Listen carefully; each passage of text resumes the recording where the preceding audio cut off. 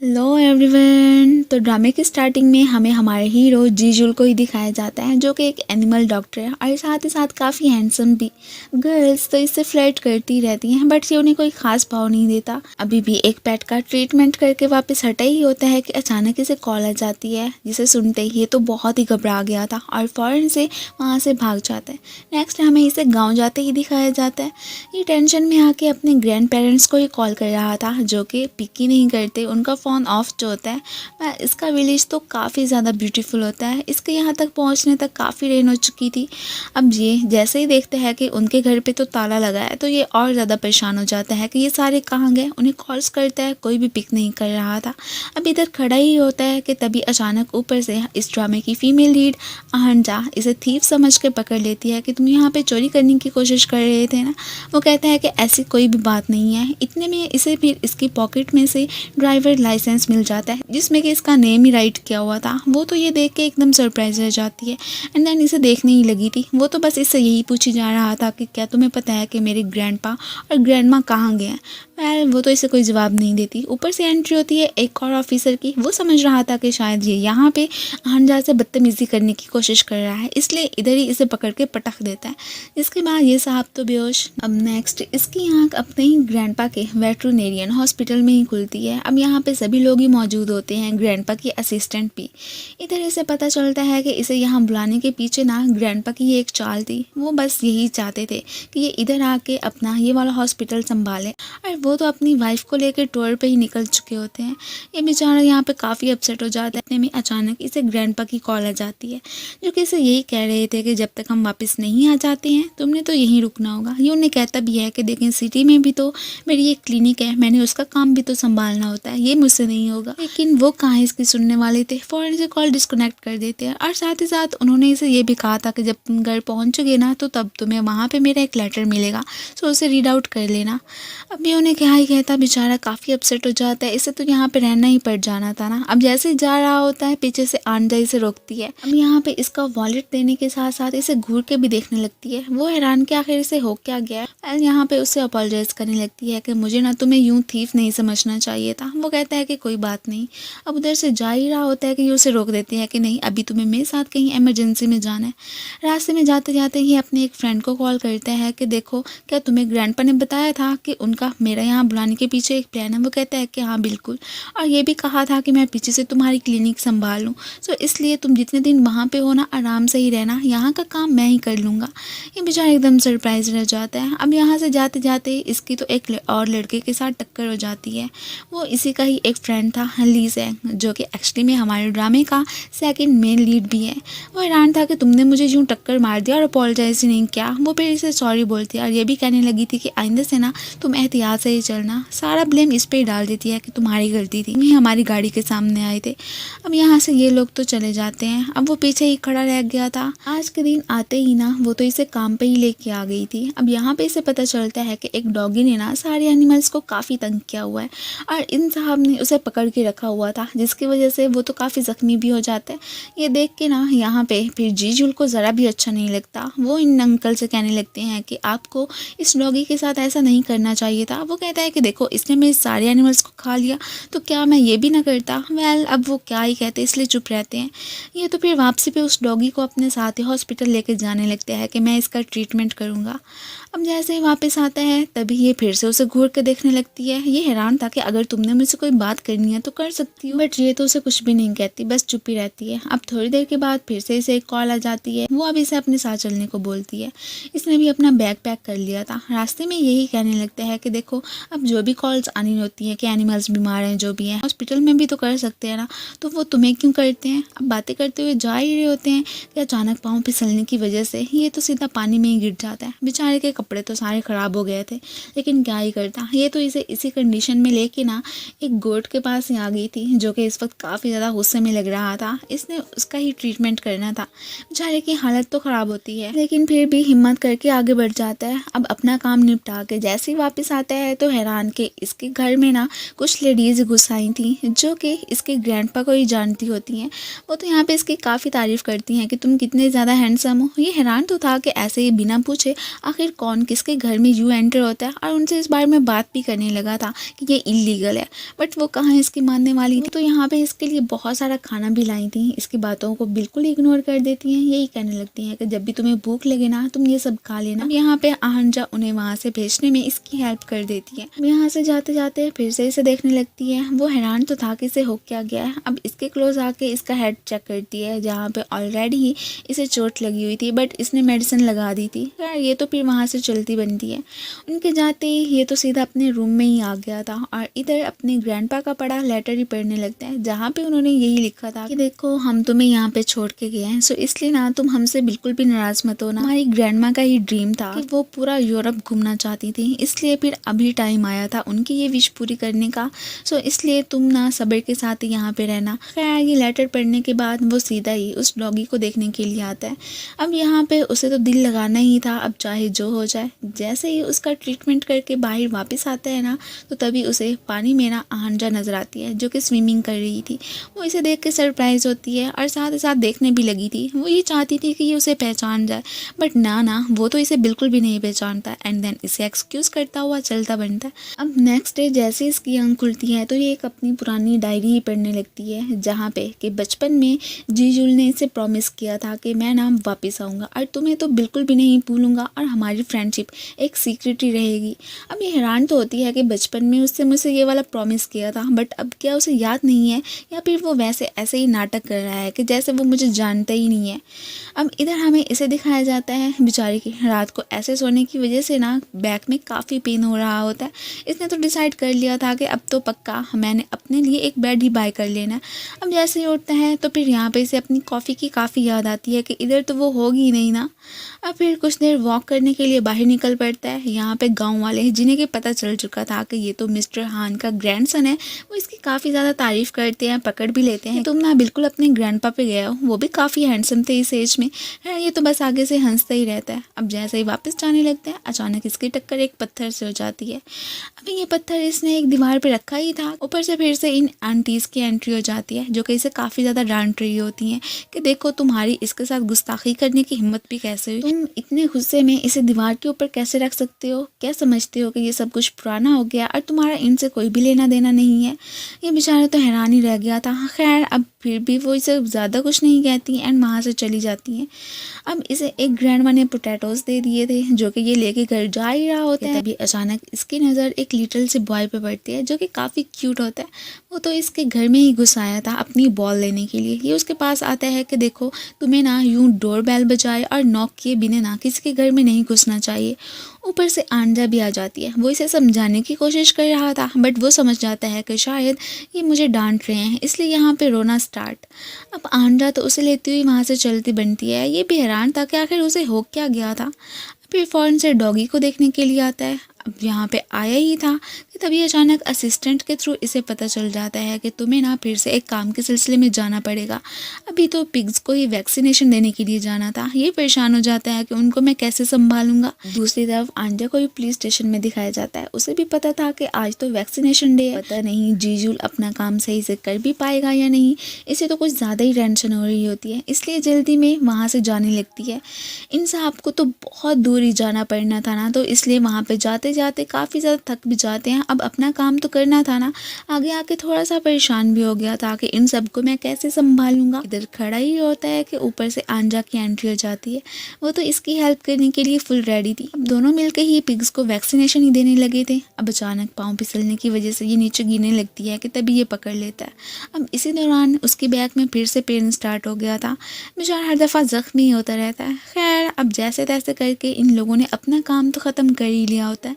अब वापस जाते वक्त ये उसे अपने साथ चलने को बोलती है कि अगर तुमने कॉफ़ी पीनी है ना तो मेरे पीछे पीछे आओ। ये उसे एक कैफ़े ही लेके आ गई थी जो कि किसी और का नहीं बल्कि ली संग का ही होता है। वो तो यहाँ पे इसका वार्म वेलकम करता है और साथ ही साथ इससे खुद को इंट्रोड्यूस ही करवाने लगा था। दोनों यहाँ पे बातें कर रहे होते हैं कि इतने में ये उसके लिए कॉफ़ी बना के लाती है जो कि काफ़ी अच्छी भी होती है। यहाँ पे ये तो पीच का कारोबार भी करता है। अब यहाँ पे वो तो इसका बॉक्स ही चेक करने लगी थी। असल में ना इसमें से किसी ने पैसे निकाल लिए थे, तो ये हैरान होते हैं कि आखिर कौन इतने कम पैसे चोरी कर सकता है, इन्होंने फाउंडेशन के लिए इकट्ठे किए हुए थे ना। अब अचानक इसे देखते देखते इसके हाथ पे चोट लग जाती है। अब ये तो उसके लिए काफ़ी परेशान हो गया था। ली सैंग को उसका इतना ज़्यादा ख्याल रखते देख के हमें तो पता चल जाता है कि वो तो इससे बहुत ज़्यादा लव करता है, बट ये अभी तक उसकी फीलिंग्स समझ ही नहीं पाई है। अब जो उसने कॉफ़ी पी थी ये उसके पैसे पे कर देता है। ली सैंग तो उसे पैसे देने से मना ही करने लगा था कि देखो यहाँ पे कुछ लोग फ्री आके भी कॉफ़ी पी जाते हैं, बल्कि सबके लिए फ्री ही है, सो तुम ना दो। बट ना, वो तो पूरे पैसे पे करके ही वहाँ से जाता है। ये पीछे हैरान होकर उसे देख ही रहा था कि ये काफ़ी अजीब है ना। हम यही समझने लगते हैं कि शायद उसे ना हम पसंद नहीं आए हैं, इसलिए उसने हमें पैसे दे दिए। ये तो अब वापस आके असिस्टेंट से ना फिर ली सैंग के बारे में ही बात करने लगा था। वो तो इधर उसकी काफ़ी तारीफ़ करती हैं कि वो बहुत ही अच्छा पर्सन है। खैर तभी अचानक इसे इमरजेंसी में कॉल आ जाती है। अब फिर से इसे किसी को देखने के लिए जाना था। अब ये फिर बेचारा वहाँ पे पहुँच आया होता है। एनिमल्स के पीछे भाग भाग के इसकी तो हालत ही ख़राब हो जाती है। दूसरी तरफ आजा भी इसी प्लेस पे ही आई होती है। उसे पता चला था कि यहाँ से भी कुछ चोरी हो गया। अभी तक ये वाला मामला तो हल होने का नाम ही नहीं ले रहा होता, इसलिए उसने फिर अपने साथी को वहाँ से भेज दिया था कि मैं तो यहीं पे रुकूंगी। तभी वही लिटिल किड सियोन इसे फिर यहाँ पे जीजुल के घर ही लेके आता है कि देखो वहाँ से कुछ आवाज़ें आ रही हैं। अब यहाँ पे रहना डेंजरस था ना, तो इसलिए इसने फिर सियोन को वहाँ से भेज ही दिया होता है। अभी चुपके से उसके घर में देख रही होती है कि ऊपर से जीजुल पहुँच जाता है कि तुम इधर क्या कर रही हो। ये चुपके से उसे घर में लेके आती है कि देखो यहाँ पे एक चोर है। अब यहाँ पे उसे पकड़ने की कोशिश तो करने लगा था, बट वो इसके हाथ ही नहीं आ रहा होता। यहाँ पे आ जा तो इसे बड़े गौर से देखने लगती है कि आखिर ये है कौन। एक्चुअली में उसने मास्क चढ़ाया हुआ था ना, तो इसलिए नहीं देख सकते। इतने में दूसरा ऑफिसर आके उसे अपने आड़ों लेता है। अब जैसे ही मास्क उतारते हैं तो इन्हें पता चलता है कि ये तो उन्हीं के गाँव का ही एक लड़का है। खैर ये तो नीचे गिर गया था ना, तो इसलिए अपना हाथ आगे बढ़ाती है कि देखो तुम मेरा हाथ पकड़ के ऊपर उठ सकते हो। बट ना, ये तो साफ मना कर देता है कि मैं तो खुद ही उठ जाऊंगा, मुझे तुम्हारी हेल्प नहीं चाहिए। जैसे ही यहाँ से उठने की कोशिश करने लगता है ना, तो इससे पहले के पाँव फिसलने की वजह से दोबारा से नीचे गिरता। आहंजा इसका हाथ पकड़ लेती है और साथ ही साथ स्माइल भी करने लगी थी। हमें फिर पुलिस स्टेशन का ही सीन दिखाया जाता है। ये लोग थीफ की इन्वेस्टिगेशन करने के लिए यहीं पे ही लाए थे। अब तभी ऊपर से एंट्री होती है उसकी मॉम की। वो तो यहाँ पे इनसे यही कहने लगती हैं कि देखो मेरा बेटा बहुत छोटा है, प्लीज़ उसे माफ़ कर दो, उससे गलती हो गई होगी। अब यहाँ पे ऑफिसर उसे कहता है कि इतना भी छोटा नहीं है, पता है आपको वो चोरियाँ क्यों करता है? क्योंकि उसने अपनी गर्लफ्रेंड को गिफ्ट चला के देने होते हैं। ये सुन के सभी एकदम सरप्राइज रह जाते हैं। अब ये लोग तो दूसरे विलेज से ही बिलोंग करते हैं ना, तो इसलिए इन लोगों की आपस में बिल्कुल भी नहीं बनती। स्पेशल वुमेन एसोसिएशन प्रेसिडेंट की तो बिल्कुल नहीं। यहाँ पे उन सब की भी एंट्री हो ही जाती है। अब जैसे उन्हें पता चला था कि दूसरे गांव का लड़का ना फिर जीजुल के यहाँ चोरी करने गया था, वो यहाँ पे उसे यही कहती हैं कि तुम इसे पनिशमेंट ज़रूर दोगे ना। उसे कहता है कि बिल्कुल भी नहीं, क्योंकि इसने वहाँ चोरी तो नहीं की थी ना, पकड़ा गया था, इसलिए अभी मैं कुछ कह ही नहीं सकता। अब यहाँ पे तभी दूसरी लेडी कहती है कि देखा ये कितना अच्छा है, तुम लोगों की निस्बत तो बहुत ही एजुकेटेड है। बातों ही बातों में उसे ये भी कहती हैं कि तुम इन लोगों के गाँव को छोड़ के ना हमारे यहाँ ही शिफ्ट हो जाओ। मेरी एक नीस है, काफ़ी ब्यूटीफुल है, बल्कि तुम दोनों की जोड़ी तो एकदम परफेक्ट बनेगी। अब वो कहती हैं कि ऐसा बिल्कुल नहीं होगा, ये तो हमारे यहाँ ही रहेगा। जीजुल की वजह से इन लेडीज़ के बीच तो अच्छी खासी फाइट भी हो गई थी। ये सारा सीन देख के यहाँ पे ये तो काफ़ी ज़्यादा इरिटेट होकर रह जाता है। इन सबको हो क्या गया, आखिर चल क्या रहा है यहाँ पे। वो ऊंची आवाज़ में इन्हें चुप रहने को ही बोलने लगा था कि देखो मेरी वजह से ना इतना सारा मेस फैलाने की कोई भी ज़रूरत नहीं है। ये क्या तमाशा ही बना के रख दिया है, मेरी तो ऑलरेडी गर्लफ्रेंड है, इसलिए अब नेक्स्ट टाइम मेरी यहाँ पे कोई भी बात ना करे। ये सब सुन के आहंजा भी शौक ही रह जाती है। बाद में इसे बुलाने के लिए आती है कि अगर तुम्हें लिफ्ट चाहिए तो मैं तुम्हें छोड़ सकती हूँ। वो मना कर देता है। अब यहाँ पे इसे ये भी पूछने लगा था कि क्या तुम्हारे दिल में मुझे लेके कोई फीलिंग्स हैं? मैं जहाँ भी जाता हूँ तुम मेरे पीछे पीछे आ जाती हो। मुझे भी अपनी लाइफ में कुछ तो स्पेस चाहिए ना, बट नहीं, यहाँ पे तो वो मिल ही नहीं सकती। अब ये सारी बातें सुन के ये तो बेचारी एकदम परेशान होकर रह गई थी कि इसका मतलब इसे मैं बिल्कुल भी पसंद नहीं हूँ, और यहाँ पे उसे बिना कोई जवाब दिए चली जाती है। इधर रात को फिर हमें इसे ली संग के पास से बैठे दिखाया जाता है। उससे अपनी बचपन की बातें ही करने लगी थी। ये भी कहती है कि क्या तुम्हें वो सब कुछ याद है जो कि हम क्या करते थे? वो कहते हैं कि हाँ बिल्कुल, उन सारी चीज़ों को मैं कैसे भुला सकता हूँ, हर एक पल मुझे याद है। अब ये सुन के ये तो थोड़ी सी और ही ज़्यादा परेशान हो जाती है कि फिर जीजुल को आखिर मैं क्यों नहीं याद हूँ। वेल अब फिर क्या ही कह सकती थी, इसके साथ रह के उसका मूड तो अब काफ़ी ज़्यादा अच्छा हो जाता है। इधर हमें जीजुल को ही दिखाया जाता है जो कि अपना काम समेट के अभी यहाँ पे लेटा ही था कि तभी उसे उसके फ्रेंड की कॉल आ जाती है। उसने फिर शहर से इसके लिए कुछ चीज़ें वगैरह भी सेंड की थी। ये उसने देख ही रहा होता है कि अचानक ही लेटे लेटे इसे नींद आ जाती है। अब इसका फ्रेंड तो फ़ोन पे इससे बातें करते ही रह जाता है। अब बाद में जैसे उसे पता चलता है कि उसके फ्रेंड साहब तो सो गए हैं, सो इसलिए फिर वो खुद ही कॉल डिस्कनेक्ट कर देता है। अगले दिन ये सियोन को लेने के लिए आई थी। एक्चुअली में उसे ना ये स्कूल खुद ही ड्रॉप करने जाया करती है। अब जैसे ही इसकी नज़र जीजुल पे पड़ती है तो उसे कह देती है कि ये मत समझना कि मैं जानबूझ के यहाँ पे तुम्हें देखने के लिए आई हूँ, बल्कि तुम्हें तो स्पेस चाहिए ना, तो ले लो। अब इसे लेती हुई वहाँ से चली जाती है।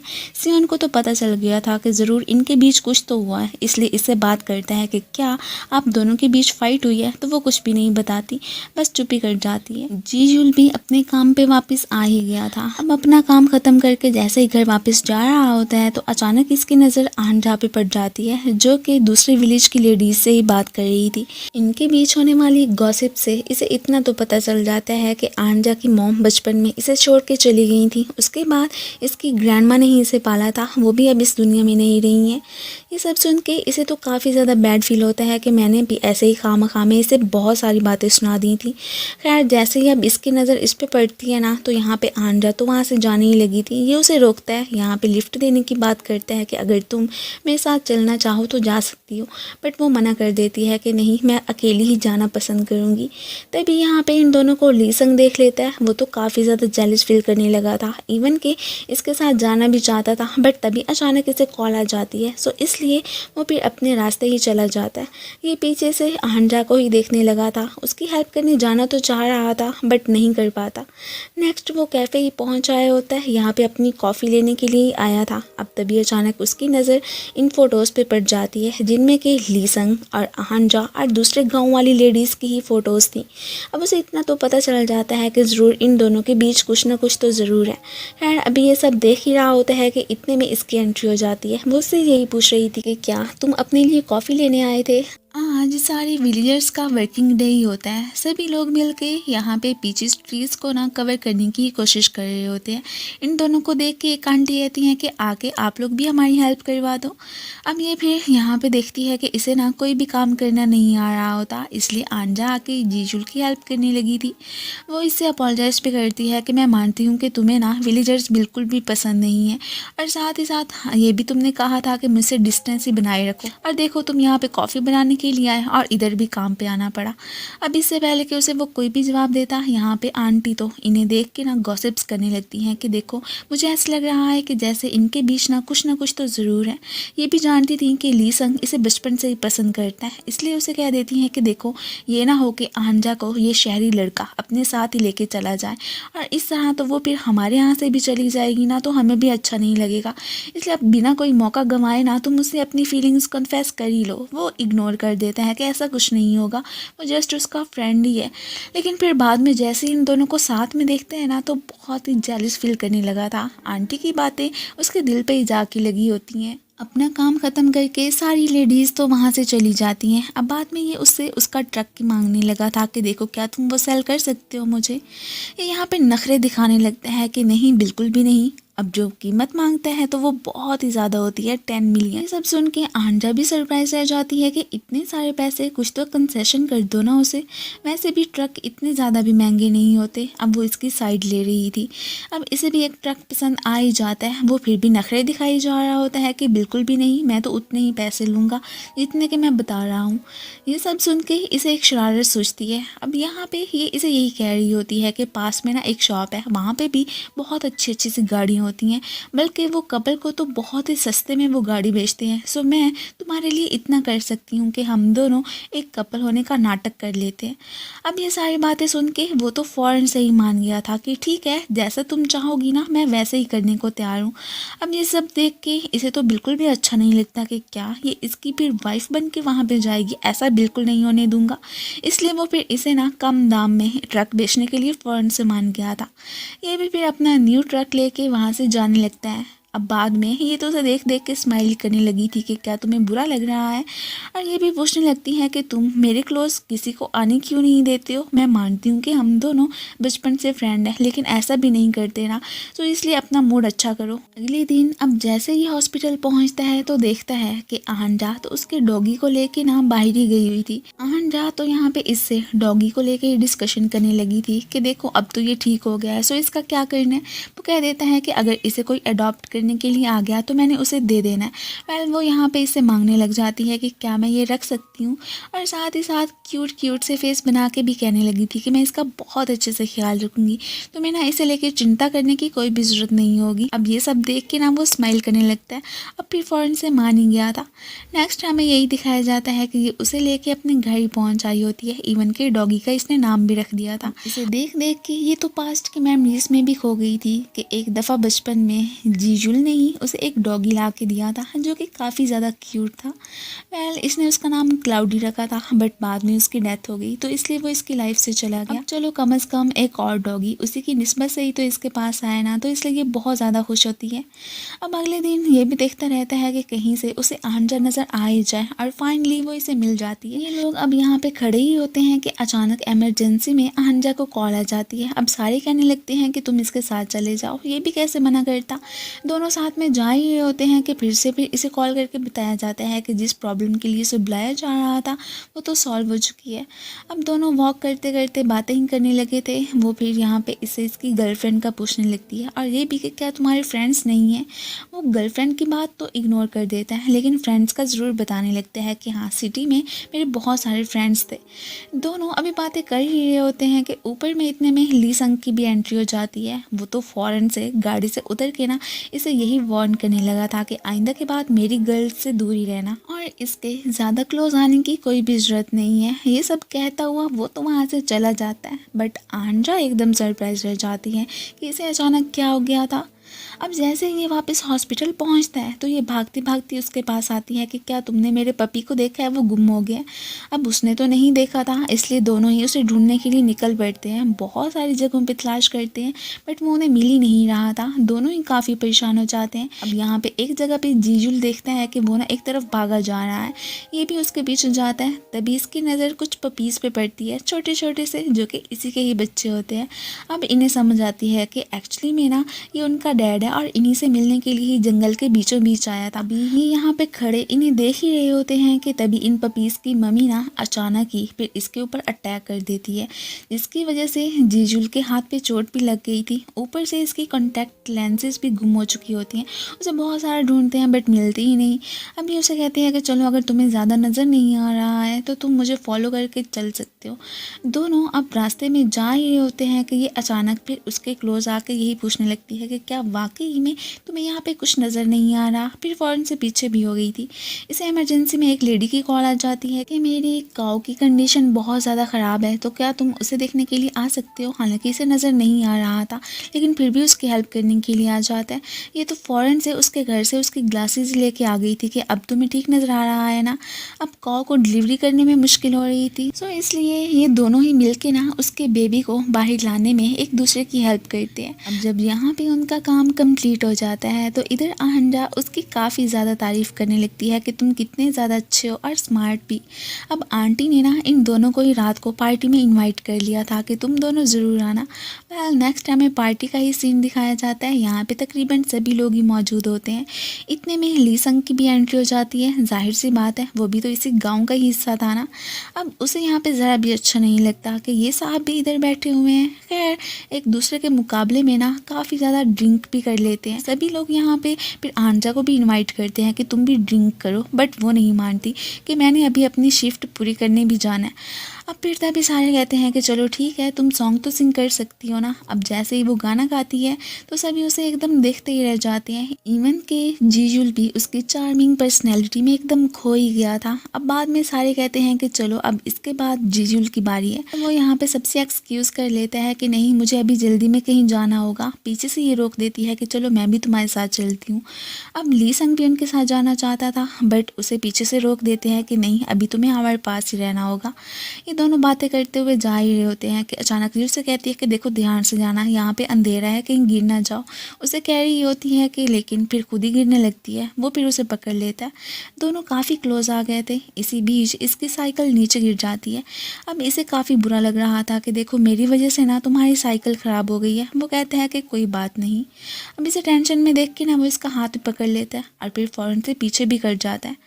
अभी फिर इससे पहले कि इनके बीच कोई और बात होती, ऊपर से फिर से इन साहब की एंट्री हो जाती है। वो हैरान कि तुम लोग कब से वहाँ से निकले हुए और अभी तक यहीं पे ही हो।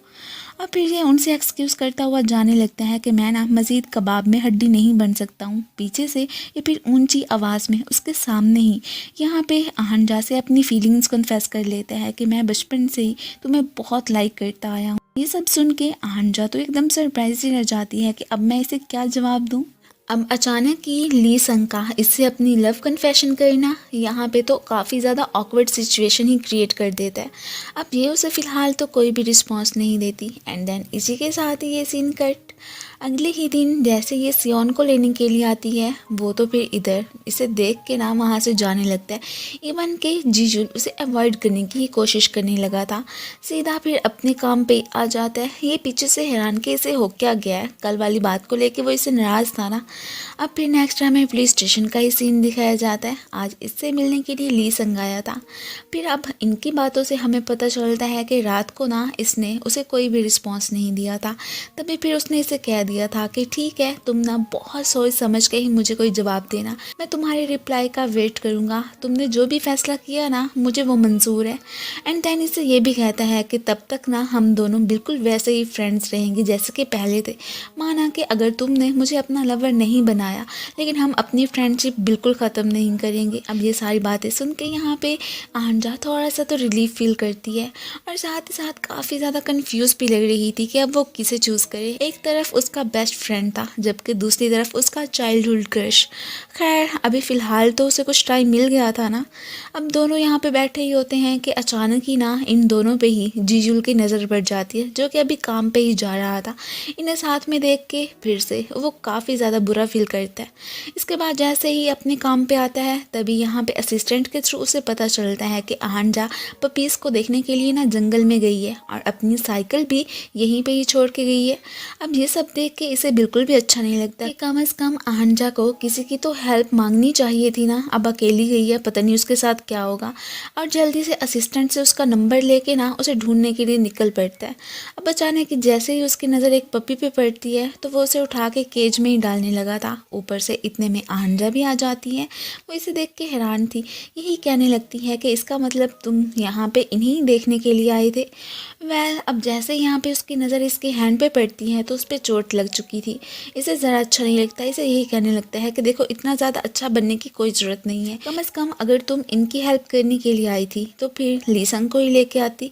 ये उसे क्या ही कहती, चुप करके बैठी रहती है। अब ये लोग इन पपीज़ को लेके हॉस्पिटल ही पहुंच जाए होते हैं। असिस्टेंट तो बहुत ज़्यादा खुश थी कि चलो नन्हे मेहमान तो यहाँ पे आए हैं ना। ये भी प्यार से इसे देखने लगती है। अब फिर जैसे जाने लगती है तो वो पीछे से इसे रोक लेता है। जीजुल उसके हैंड पे मेडिसिन ही लगाने लगा था कि तुम्हें अपना भी तो ख्याल करना चाहिए ना, हर वक्त दूसरों के बारे में ही सोचती रहती हो। उसका ये गेस्चर आहनजा को तो काफ़ी ज़्यादा पसंद आता है। वेल वो फिर ये सब करने के लिए उसे थैंक्स कहती वहाँ से चली जाती है। रात को वो तो जीजुल के बारे में ही सोच सोच के काफ़ी परेशान हो रही होती है कि अभी तक उसे वो सारी मेमोरीज याद क्यों नहीं आ रही हैं जो कि उसने मेरे साथ ही बिताई थी। अगले दिन जैसे ही ये बाहर आता है ना तो तभी अचानक लीसंग इसके पास एक डॉगी लेके आया होता है कि देखो ये सियोन का है और इसने बहुत सारी चॉकलेट्स खा ली हैं और जिसकी वजह से इसकी कंडीशन ख़राब है, सो प्लीज़ तुम इसका ख्याल रखना। अब सियोन तो स्कूल चला गया था ना तो पीछे से ये फिर उसका ट्रीटमेंट वगैरह कर देता है। बातों ही बातों में यहाँ पे लीसंग उसे बताने लगता है कि सियोन ने तो घबरा के आहनजा को ही कॉल की थी, बट वो तो जल्दी में आते हुए ये भूल गई थी कि कल उसने अपनी साइकिल के पार्ट्स तुम्हारी साइकिल में लगा दिए थे ताकि तुम्हारी वो ठीक हो जाए। और इसी जल्दी में आते आते ना रास्ते में ही साइकिल तो ख़राब थी ना, तो उसका एक्सीडेंट हो गया। सो उसके पाँव पे फ्रैक्चर होने की वजह से वो आ ही नहीं पाई। और इसे कहता है कि देखो वो ज़ख्मी सिर्फ और सिर्फ तुम्हारी वजह से ही हुई है। मुझे तो ये समझ नहीं आती कि आखिर वो इतना ज़्यादा तुम्हारा ख्याल क्यों रखती है, और इसी बात से ही ना मैं तुमसे बहुत ज़्यादा हेट करता हूँ। वैसे भी तुम हम दोनों के बीच ही आए हो, इसलिए जितना जल्दी हो सकता है ना तुम यहाँ से चले जाओ, यही बेहतर होगा। इस वक्त वो काफ़ी ज़्यादा गुस्से में लग रहा होता है। एंड देन फिर वहाँ से चलता बनता है। नेक्स्ट ये फिर आंजा को देखने के लिए उसके पास आ गया था। इतनी ज़्यादा इल होने की वजह से वो फिर भी अपने काम में ही बिजी होती है कि चलो यहाँ पे फारिग बैठने से बेहतर है कुछ ना कुछ कर ही लूँ। और इस बात से ये बहुत ज़्यादा चिढ़ जाता है कि अभी भी तुम्हें रेस्ट करना चाहिए था ना, आखिर तुम इतना ज़्यादा अच्छा क्यों बनती हो, दूसरों की परवाह करना आखिर कब छोड़ोगी। और यही कहने लगता है कि तुम्हें आखिर अपनी साइकिल के पार्ट्स मेरी साइकिल में डालने की क्या ज़रूरत थी, जैसे भी थी ठीक ही थी ना। अब यहाँ पे उसे आया तो थैंक यू कहने ही था, बट फिर गुस्सा करता हुआ चलता बनता है। अब ये भी सरप्राइज रह जाती है। खैर अब जैसे ही ठीक होती है तो फ़ौरन से पुलिस स्टेशन ही पहुँच आई थी कि मैं वहाँ पे बैठे बैठे बोर हो गई थी, तो इसलिए मुझे कुछ काम करना चाहिए। बट ऑफिसर इसे वहाँ से भेज देता है कि देखो अभी तुम बिल्कुल भी ठीक नहीं हुई हो, सो तुम्हारा यहाँ से चले जाना ही बेहतर होगा। काफ़ी ज़्यादा रेन भी हो रही होती है। दूसरी तरफ हॉस्पिटल में हमें सियोन को ही दिखाया जाता है, जो कि इस वक्त अपनी पपी को ही देखने के लिए आया था। अब यहाँ पे वो इसे थैंक्स भी कहते हैं कि आपकी वजह से ये ठीक हुआ। और फिर बातों ही बातों में इससे आंजा का जिक्र भी कर देते हैं कि क्या आप उससे नाराज़ हैं, मुझे ऐसा फील हुआ है कि जैसे आप दोनों के बीच कुछ ना कुछ तो ज़रूर हुआ। अब जैसे ही यहाँ पे इसे फिर आंजा की कॉल आती है, ये फ़ौरन से इसे थमा देता है कि देखो अगर आपके बीच जो कुछ भी है ना वो सब कुछ क्लियर कर दो, और अगर आपने उससे कुछ भी बहुत बुरा कहा है तो उससे सॉरी बोल दो। पहले इससे पहले कि उसे कोई भी बात करता, यहाँ पे अचानक ही ना उसे एक चीख की आवाज़ सुनाई देती है। इनका भयानक एक्सीडेंट हो गया था। ये फ़ौरन से उनके पास चला आता है और यहाँ पे इन्हें इस कंडीशन में देख के बहुत ज़्यादा ही घबरा गया था। इवन कि अब इन्हें यहाँ से निकालने की कोशिश करने लगता है, जितना उससे हो सकता था वो खुद से बेस्ट देता है। और ये सब करते करते अचानक ही हमें फिर पास्ट में दिखाया जाता है कि कैसे उसके पेरेंट्स एक दिन ऐसे ही अपने विलेज में जा रहे थे और अचानक ही उनका भी ऐसे ही तेज़ बारिश में ना एक्सीडेंट हो गया। और तभी एक अंकल ने आके उसकी हेल्प की थी। तब आंजा भी उनके साथ ही थी। वह उसे इतना कुछ तो याद नहीं होता, इतना ज़रूर याद था कि उसका एक्सीडेंट हुआ था और इसी एक्सीडेंट में ही उसके पेरेंट्स की मौत हो गई थी। अब फिर वो अपने पास्ट की मेमोरीज से वापस आता है। अगले ही लम्हे फिर हमें इसे हॉस्पिटल में ही बैठे दिखाया जाता है। आंजा को अभी तक होश नहीं आया था।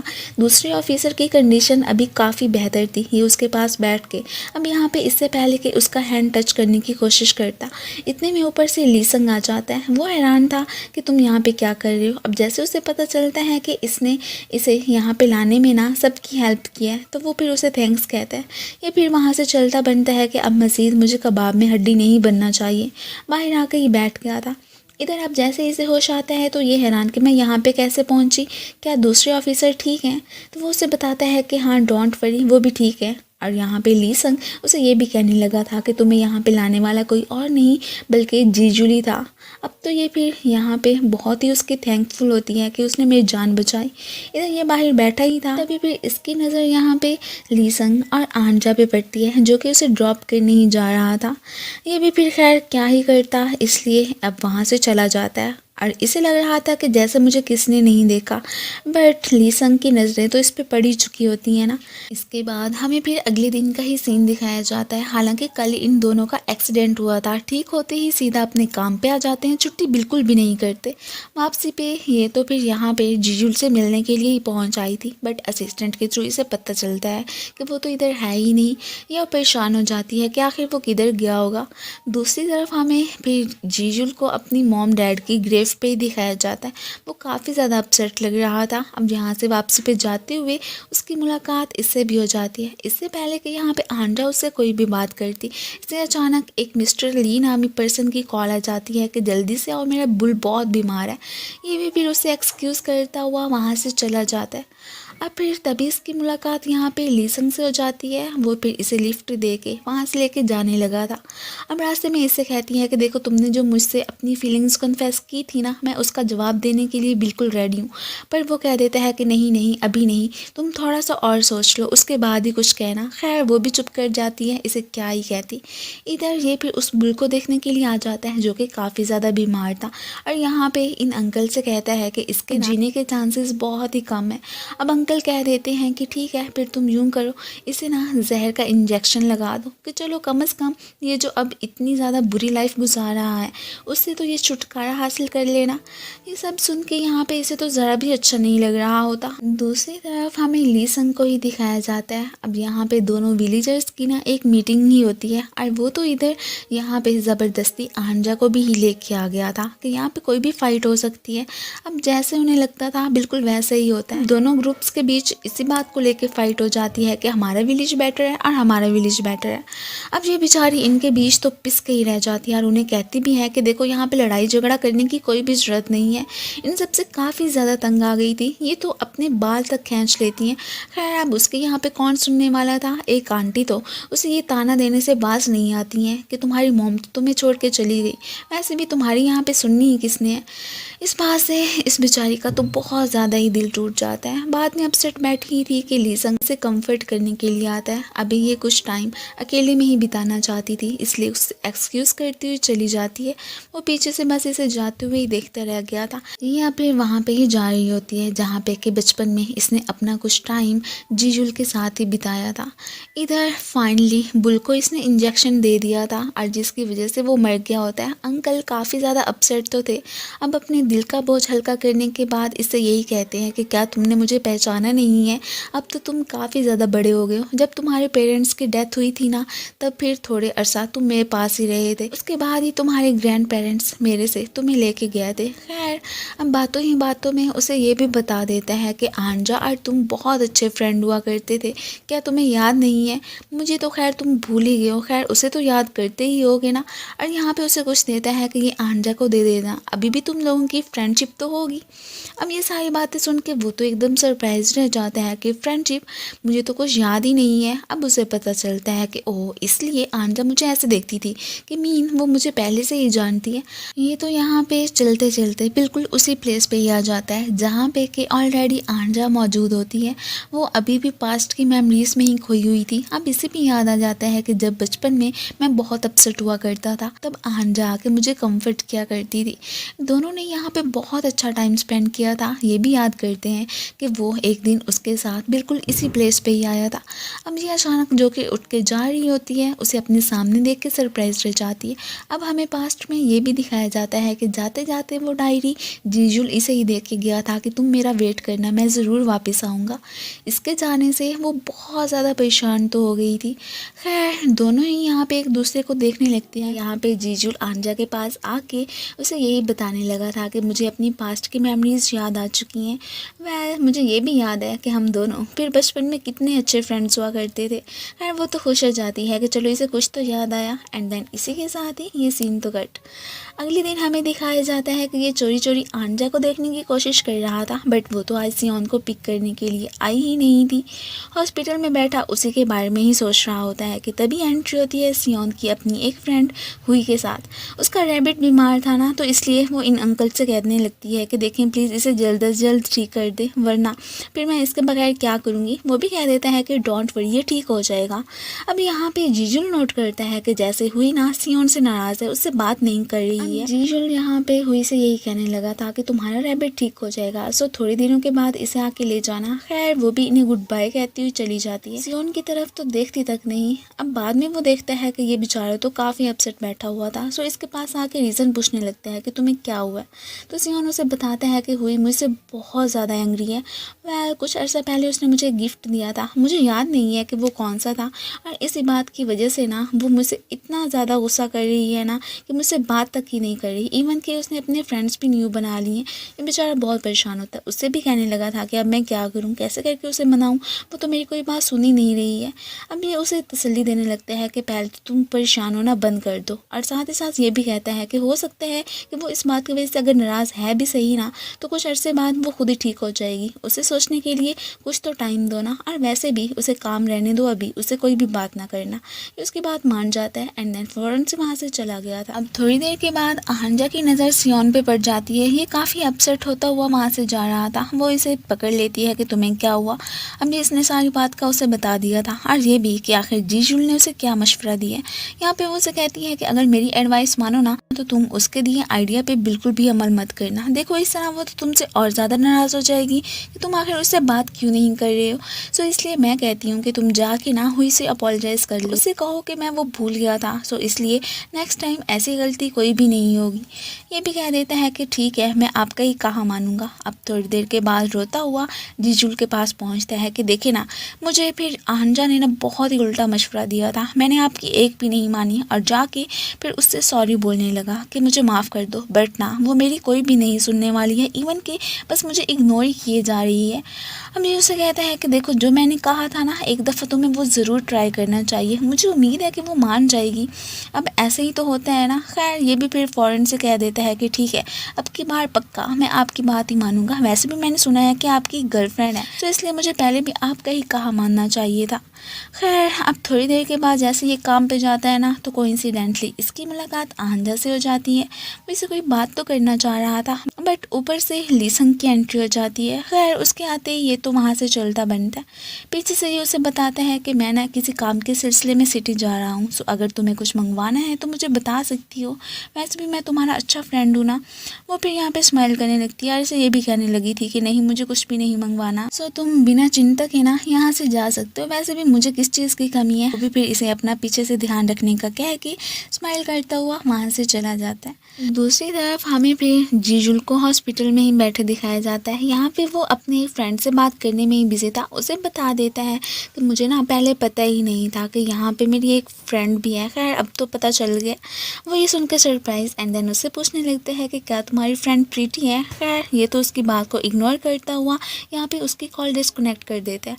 अभी फिर बैठा ही होता है कि तभी फिर हुई भागती हुई इसके पास आती है कि देखे ना, मुझे अभी अभी सियोन का मैसेज मिला है, वो मुझसे कोई भी बात नहीं कर रहा, इवन के यहाँ पे मुझे छोड़ के ही चला गया। ये सब देख के वो परेशान भागा भागा फिर पुलिस स्टेशन पहुँचता है कि देखे सियोन गायब हो गया है, सो इसलिए हमें उसे ढूंढना चाहिए। अब तो इसकी हेल्प करने के लिए आहंजा इसके साथ ही आती है। अब जब उसे पता चलता है कि इसी के कहने के मुताबिक ही ना वो फिर हुई की नज़रों से दूर हुआ है, तो वो इस पर गुस्सा करने लगती है कि आखिर एक बच्चे को ऐसा मशवरा देने की क्या ज़रूरत थी। ये कहता है कि मैंने देखो उसे ये तो नहीं कहा था ना कि घर छोड़ के ही चला जाओ, मैंने तो बस इतना ही कहा था कि तुम बस अभी फ़िलहाल के लिए हुई से अपने सारे कॉन्टैक्ट्स बंद कर दो, फिर देखते हैं कि वो तुम्हारी कितनी परवाह करती है। दोनों अब इससे पहले कि मज़ीद कोई बहस करते हैं, इतने में फिर आहंजा को कॉल आ जाती है कि हमें ना सियोन का पता चल गया कि वो कहाँ पे है, सो आप लोग जाके उसे ले आओ। ये दोनों अब उसके पास पहुँच आए होते हैं। सियोन तो जीजुल से यही पूछने लगते हैं कि क्या हुई ने मेरा पूछा था, तो वो उसे कह देता है कि हाँ बिल्कुल, वो तुम्हारे लिए बहुत ज़्यादा परेशान थी। अब ये सब सुन के ना ये तो बहुत ज़्यादा खुश हो जाता है एंड देन इसे थैंक यू कहने लगा था कि आपका दिया आइडिया तो एकदम काम का ही निकला ना। अब तीनों मिलके घर जाने लगते हैं। अब ये उसे ड्रॉप करके जैसे ही वापस आती है ना, तो सामने से यही खड़ा हुआ था। ये यहाँ पे इसका हाथ पकड़ के यही कहने लगता है कि प्लीज़ मुझे माफ़ कर देना कि मैं वो सारी मेमोरीज याद ना कर सका जो कि बचपन में हमने साथ ही बिताई थी। अब यहाँ पे इसने उसका हाथ पकड़ा था। ये सब देख के ना आहंजा को तो बहुत ही अच्छा लगता है। वो तो ऑलरेडी उसे माफ़ कर चुकी थी।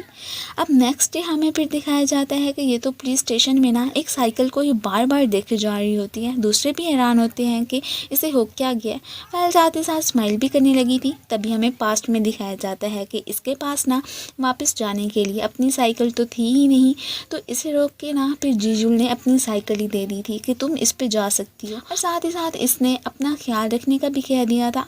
और उसका ये गेस्चर आहंजा को बहुत ज़्यादा पसंद आया होता है। इधर ये काम पे आया ही था कि तभी कुछ आंटीज़ की ना गॉसिप सुनने लगता है। अब इसे पता चलता है कि जो पास वाले गांव की एक और आंटी है ना, जो कि वुमेन एसोसिएशन की प्रेसिडेंट है, वो आहंजा के बारे में बहुत बुरी बातें कर रही थी। और उस दिन मीटिंग में भी ना उसने उस बेचारी का बहुत बुरा हाल कर दिया था। ये सब सुन के इसे ज़रा भी अच्छा नहीं लगता कि आखिर वो खुद को समझती क्या है। तभी थोड़ी देर के बाद जो कि वहाँ से जा रहा था कि वही वाली आंटी भागी भागी इसके पास आती है कि पास वाले गांव में ना मेरी मम्मा रहती हैं और उनका डॉगी बहुत ज़्यादा बीमार है, सो क्या तुम जाके उसे देख सकती हो। ये उसे तो मना करने लगा था, बट यहाँ भी उसे रोक देती है कि देखो ऐसा ना करो, करो, तुम्हें मेरे साथ ही चलना होगा, मुझे ना शॉर्टकट का पता है, हम दोनों जल्दी वापस आ जाएंगे, ज़्यादा टेंशन मत लो। यहाँ पे हैरान हो रहा होता है कि यही तो आंटी है ना जो कि तुम्हारे बारे में इतना बुरा भला कहती रहती हैं, फिर भी तुम उसकी साइड ले रही हो।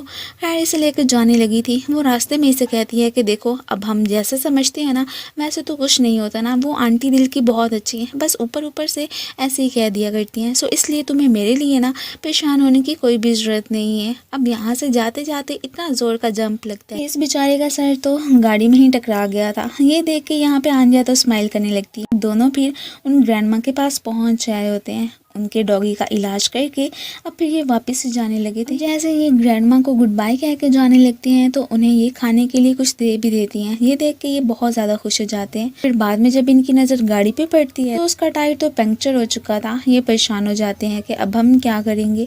खैर पास में ही एक शॉप थी, सो इसलिए इसे जुड़ने में काफ़ी टाइम तो लग जाना था ना, तो उसी बीच ना ये उसे एक बहुत ही ब्यूटीफुल सी प्लेस पे लेके आ जाती है। साथ ही साथ उससे अपोलोजाइज भी करने लगी थी कि देखो मैं ही तुम्हें यहाँ पे लाई थी ना कि हम जल्दी वापस चले जाएंगे, बट देखो ना इतनी लेट हो जाएगी, प्लीज़ नाराज़ मत होना।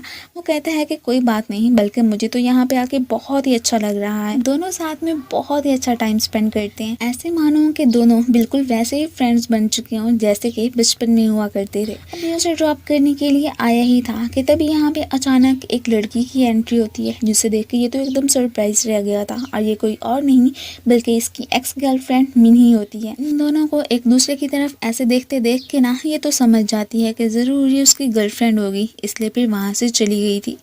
इधर हॉस्पिटल में हमें इसके फ्रेंड जुन को दिखाया जाता है, जो कि अब अपने ही फ्रेंड से मिलने के लिए पहुँच आया था। ये इधर उससे पूछ रहा होता है कि तुम्हें यहाँ पे आने की क्या ज़रूरत पड़ गई, वैसे भी हमारे बीच अब कुछ भी नहीं रहा है, हम दोनों में जो भी रिश्ता था वो ख़त्म हो गया। ये उसे कहती है कि नहीं ऐसी कोई भी बात नहीं है, मैं मानती हूँ कि पास्ट में मेरी बहुत सारी गलतियाँ थी, बट मैंने अब उन्हें सुधारने का सोच लिया है। अब प्लीज़ मुझे एक हफ़्ता तो दे दो ना, मैं एक हफ़्ते के अंदर अंदर तुम्हारे दिल में फिर से पहले जैसी फीलिंग्स डेवलप करके रहूँगी।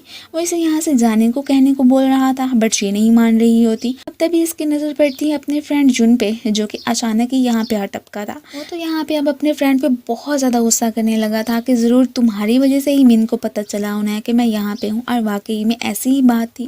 खैर ये साहिबा उसे बताती है कि देखो तुम्हें ना मुझे लेके ज़्यादा वरीड होने की ज़रूरत नहीं है, मैं यहाँ पे तुम्हारे घर नहीं रहूँगी, बल्कि मैंने तो कहीं और स्टे करने का अपना फुल अरेंज कर लिया है। वो हैरान कि तुम कहाँ पे रहोगी। इधर हमें फिर वुमेन एसोसिएशन प्रेसिडेंट के घर का ही सीन दिखाया जाता है। अब यहाँ पे अचानक इनके घर में ना कोई गड़बड़ी हो गई थी, सो इसलिए फ़ौरन से ये आंजा को बुला लेती हैं और उसे कहती हैं कि हमारे यहाँ ना एक गेस्ट आई हैं, सो प्लीज़ क्या तुम उसे अपने घर में स्टे करवाओगी, वैसे भी तुम्हारे घर में इतनी सारी जगह तो है सही ना। ये फ़ौरन से मान जाती है। अब जाके उसे पता चलता है कि वो वाली लड़की कोई और नहीं बल्कि मिनी ही है। अब उसके साथ यहाँ पे जीजुल को देख के ना सारी लेडीज़ यही समझने लगती हैं कि ओह तो जिस गर्लफ्रेंड का तुम जिक्र कर रहे थे क्या वो ये है, कितनी प्रीटी है ना। तो इन सबको कुछ कहना तो चाह रहा था, बट इतने में ऊपर से एंट्री हो जाती है ली संग की। अब उसे देख के सारे इससे यही कह के इंट्रोड्यूस करवाने लगती हैं कि ये तो फिर हमारी आंजा का ही बॉयफ्रेंड है। अब ये सुन के इसे तो ज़रा भी अच्छा नहीं लग रहा होता कि ये आंटीज़ क्या कह रही हैं। ये फ़ौरन से कह देती है कि नहीं नहीं ऐसी कोई भी बात नहीं है, हम दोनों तो जस्ट फ्रेंड्स हैं। खैर आंजा तो फिर बाद में इसे अपने घर ही लेके आ गई थी, और मिन को उसका घर बहुत ही पसंद आता है कि ये कितना नाइस है एंड पीसफुल भी। अब इधर बाहर ये दोनों एक दूसरे को घूर के ही देख रहे होते हैं। इसे तो बहुत ज़्यादा खुशी थी कि चलो मुझे इतना तो पता चल गया ना कि आंजा इसकी गर्लफ्रेंड नहीं है। इससे पहले कि इन दोनों के बीच मजीद कोई भी बात होती, ऊपर से एंट्री होती है आंजा की। अब ली संग तो उसे जल्दी से वहाँ से लेके जाने लगा था कि मैंने तुमसे इम्पोर्टेंट बात करनी है। दोनों ही बाहर आ गए थे। जी जूल तो घर में आके बहुत ज़्यादा ही गुस्सा करता है कि जिसकी तो कोई हद ही ना हो, और यहाँ पे अपने फ्रेंड पे ही भड़क गया था कि देखो तुम्हारी वजह से ही मिन यहाँ पे आई है, अब उसका क्या करें। अब देखो ना मिन की वजह से ही ना यहाँ पे फिर आंजा को मिसअंडरस्टैंडिंग हो गई है। वो तो यही समझ रही होगी ना कि शायद वो मेरी गर्लफ्रेंड ही है। खैर अब इसने एक फ़ैसला कर लिया था, और वो ये होता है कि अब फ़ौरन से मिलने के लिए इन दोनों के पास ही पहुँच आया होता है। एंड देन इसके क्लोज आके यही कहने लगा था कि आंजा प्लीज़ तुम गलत मत समझना, मिन मेरी गर्लफ्रेंड नहीं है।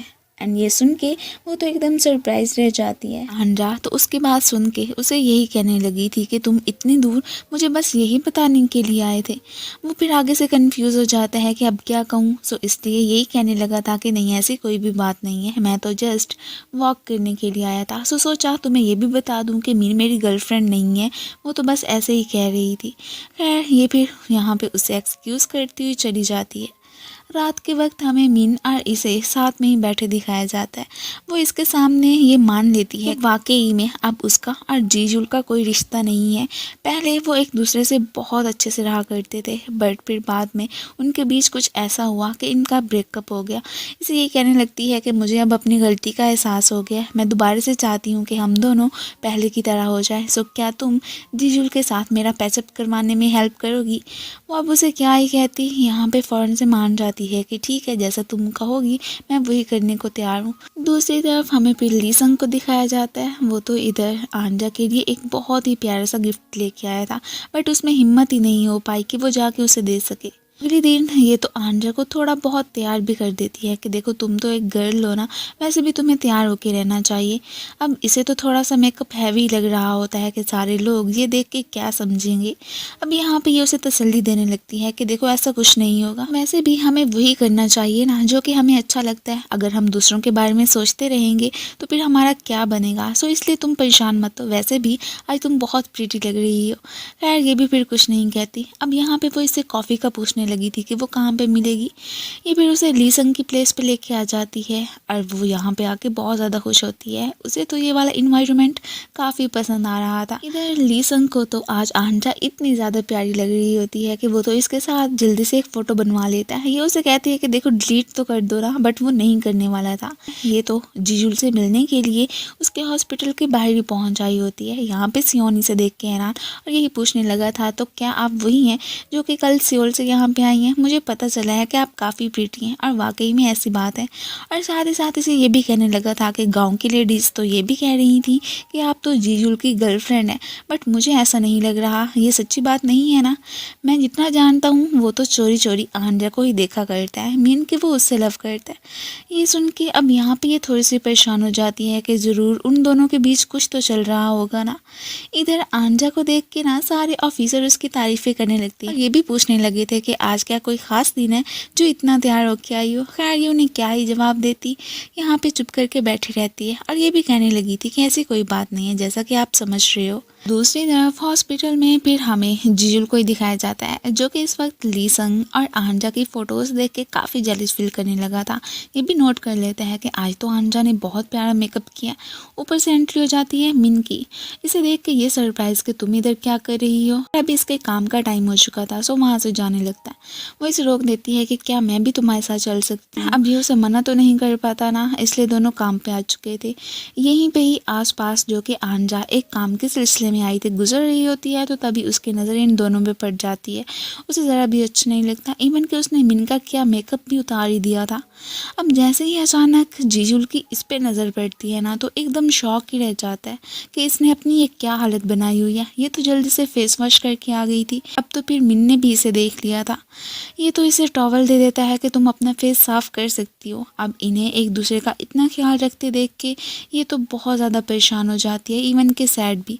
बाद में तीनों मिलके काम करने के लिए आंटीज़ की प्लेस पे ही आ चुके थे। अब यहाँ पे बातों ही बातों में ना ये जानबूझ के लीसंग का जिक्र कर देती है और उससे पूछने लगी थी कि क्या वो स्कूल लाइफ में तुम्हारा अच्छा फ्रेंड हुआ करता था, और वैसे भी गर्ल्स का तो क्रश वो रहा ही होना है, मुझे पता है कि वो काफ़ी इंटेलिजेंट और हैंडसम भी है।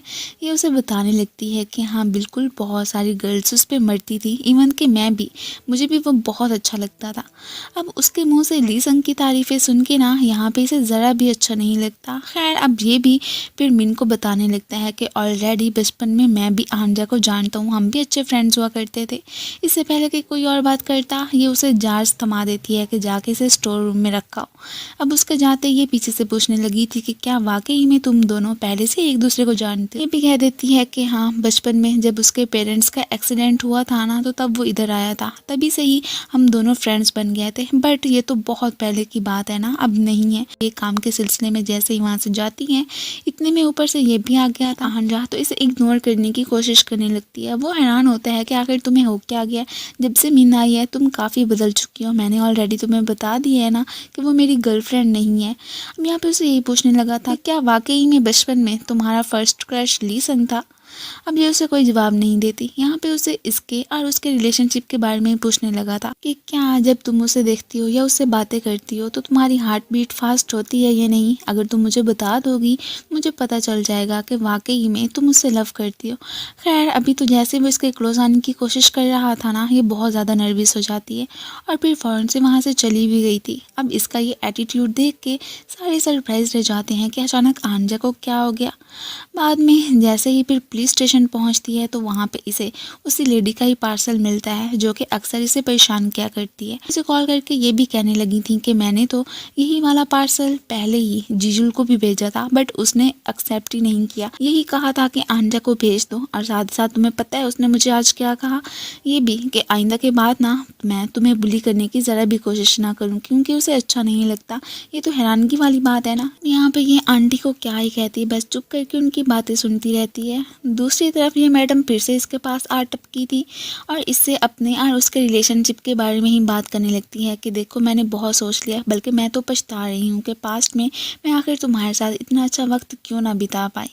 इवन के यहाँ पे उसे किसी कर लेती है। अब ये सारा सीन जो कि पीछे खड़ी आंजा देख चुकी होती है, बेचारी एकदम शॉक रह जाती है। ये तो फ़ौरन से उसके पास आके ना यहाँ पे उसकी हेल्प करने लगता है सामान समेटने में और साथ ही साथ कोई एक्सप्लेनेशन भी देना चाहता था बट ये तो फ़ौरन से वहाँ से चली जाती है। अब नेक्स्ट सीन में हमें फिर इन दोनों को घर में ही बैठे दिखाया जाता है। वो इससे फिर से जीजुल को लेके ही बात करने लगी थी कि क्या तुम दोनों फ्रेंड्स से बढ़ के कुछ हो, क्योंकि मैंने आज नोट किया है कि वो तुम्हारी बहुत ज़्यादा केयर करता है। अगर तुम दोनों के बीच कुछ है तो मुझे बता सकती हो। अब ये उसे क्या ही कहती, फ़ौरन से झूठ बोल देती है कि देखो ऐसा कुछ नहीं है, अगर तुम सोच रही हो कि हम दोनों के बीच लव है तो ये बस तुम्हारा वहम ही है और कुछ नहीं। दूसरी तरफ हमें फिर जुन को दिखाया जाता है कि जो कि अपने फ्रेंड से अब मिलके उसे गुड बाय कह के जाने लगा था और साथ ही साथ उसे ये मशवरा भी दे के जाता है कि देखो जितना जल्दी हो सके ना तुम आंजा से अपनी फीलिंग्स कन्फेस कर लो, ये ना हो कि बहुत लेट हो जाए। अब रात के वक्त तो आंजा फाइनली बात करने के लिए लीसंग के पास पहुंच आई थी और उससे अपने दिल की बात शेयर कर लेती है कि मैंने बहुत सोचा है कि तुम्हारे और अपने रिलेशनशिप को लेके, बट मैं बस एक ही नतीजे पे पहुंची हूँ कि वाकई में मेरे दिल में ना तुम्हें लेके कोई भी फीलिंग्स नहीं है, मैं तो जस्ट जीजुल को ही पसंद करती हूँ। इसके लिए उसे अपोलोजाइज करने लगी थी, इवन के साथ ही साथ काफ़ी ज़्यादा इमोशनल भी हो जाती है। अब यहाँ पे उसकी आंखों में आंसू ये तो बिल्कुल नहीं देख सकता था, इसलिए फ़ौरन से उसका मूड फ्रेश करने के लिए यही कह देता है, देखो तुमसे रिजेक्ट तो मैं हुआ हूँ पर तुम क्यों रो रही हो, वैसे भी हम दोनों फ्रेंड्स तो हैं ही सही ना, हम दोनों एक दूसरे का पहले की तरह ही ख्याल रखेंगे। अब ये सुन के इसका मूड थोड़ा बहुत अच्छा हो जाता है। अगले दिन अब जैसे ये हॉस्पिटल पहुंचता है तो सामने से ऑलरेडी मिनी इसका वेट कर रही थी। वो इससे यही कहने लगती है, फाइनली मैंने डिसाइड कर लिया है कि मुझे मूव ऑन कर लेना चाहिए, वैसे भी पास्ट में जो कुछ हुआ सो हुआ, अब मैं मज़ीद तुम्हें तंग नहीं करना चाहती हूँ।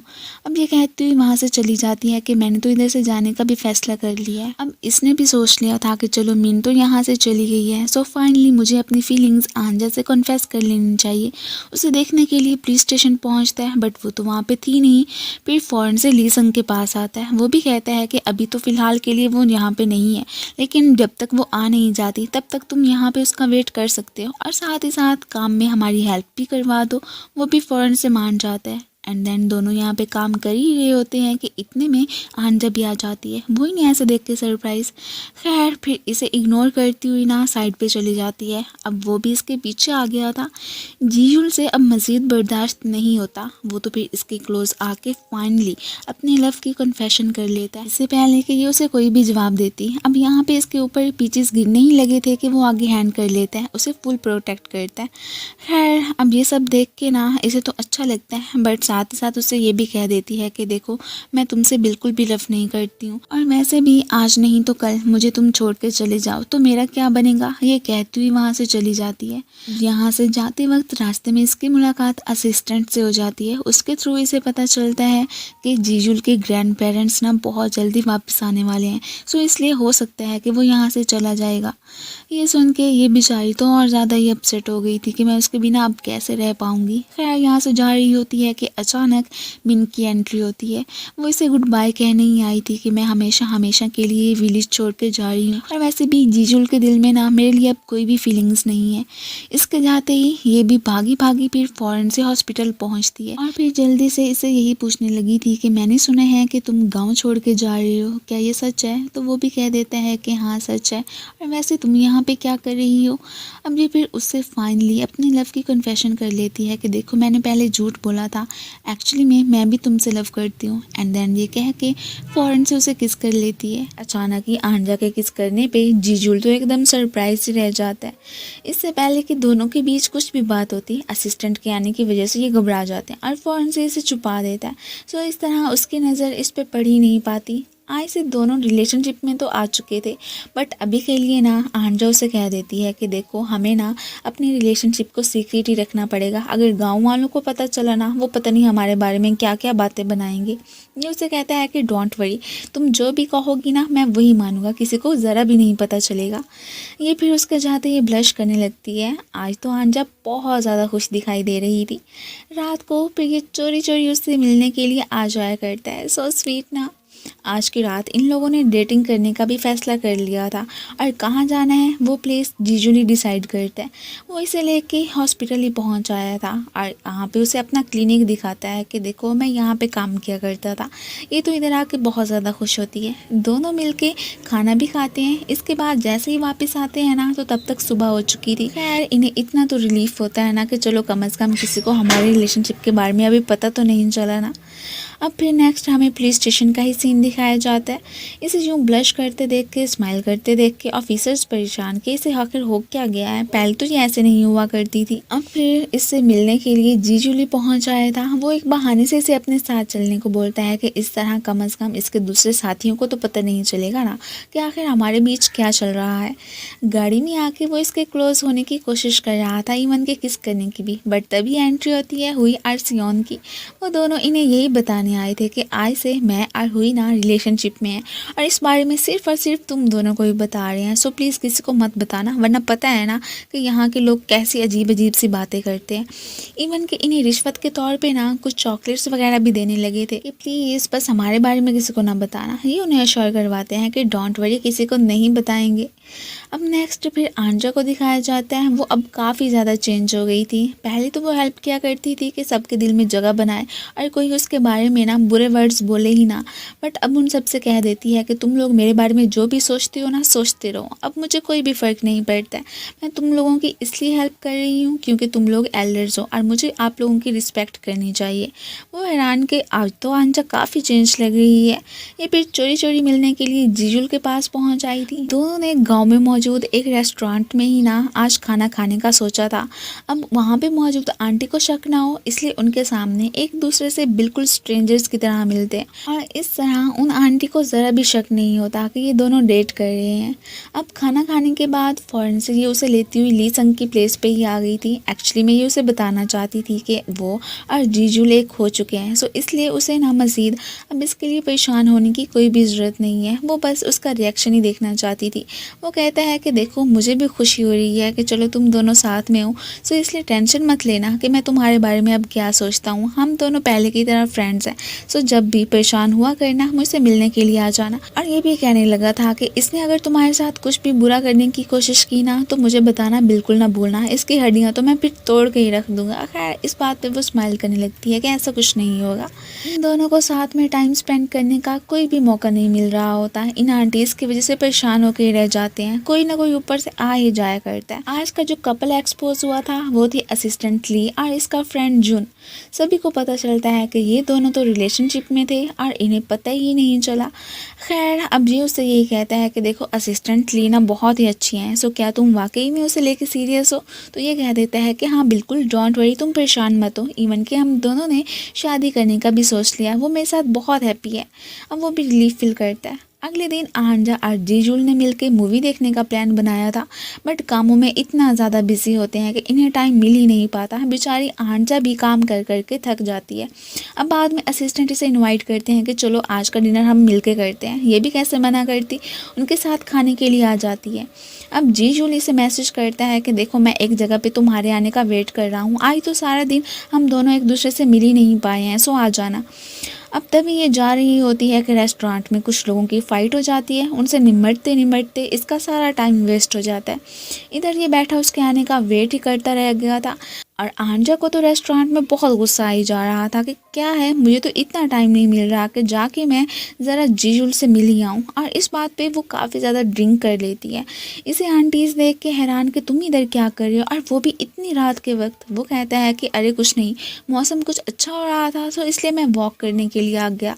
इतने में एंट्री होती है आंजा की, जो कि इस वक्त इतने ज़्यादा गुस्से में लग रही थी कि सभी हैरान होते हैं। ये तो अब जाके स्पीकर में ही सबको बता देती है कि मैं और जीजुल अब से रिलेशनशिप में हैं, इसलिए हम दोनों के बीच ना अब मज़ीद टांगे अड़ाने की कोई भी ज़रूरत नहीं है। आप लोग तो हमें थोड़ी सी भी स्पेस नहीं दे रहे हो।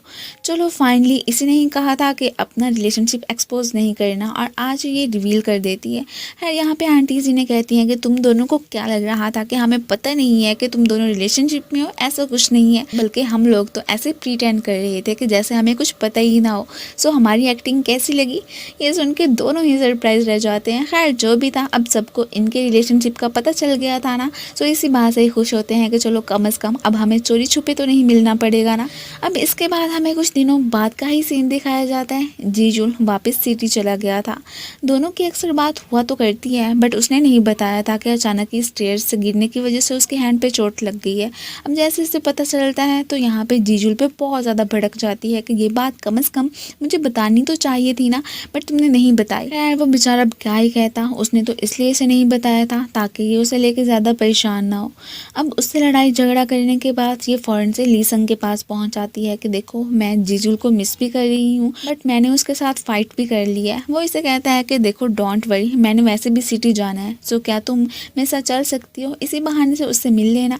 ये भी वहाँ से जाने लगी थी। इधर ही हमें जीजुल को दिखाया जाता है, वो भी विलेज इससे मिलने के लिए ही आ रहा था। अब जैसे ही ये क्लिनिक पहुंचती है तब तक वो वहाँ पे था ही नहीं। फ़ौरन से इसे कॉल करती है कि देखो मैं कब से तुम्हारे आने का वेट कर रही हूँ, कहाँ पे आओ, जल्दी से आ जाओ। ये फ़ौरन से उससे मिलने के लिए पहुँच जाता है। अब ये कैसे हो सकता था, वो बुलाती और ये ना आता। इसे अपने लिए इतना ज़्यादा टेंशन में देख के वो यही कहने लगा था कि देखो मैं अब बहुत जल्द ठीक हो जाऊँगा, सो इसलिए मेरे लिए परेशान होने की कोई भी ज़रूरत नहीं है। फाइनली दोनों में नाराज़गी अब ख़त्म हो ही जाती है। इसके बाद कुछ अरसे बाद हमें लीसंग को ही दिखाया जाता है। उसका कारोबार तो काफ़ी ज़्यादा चमक गया था, इवन कि उसने कुछ फ्रेंड्स वगैरह भी बना लिए होते हैं।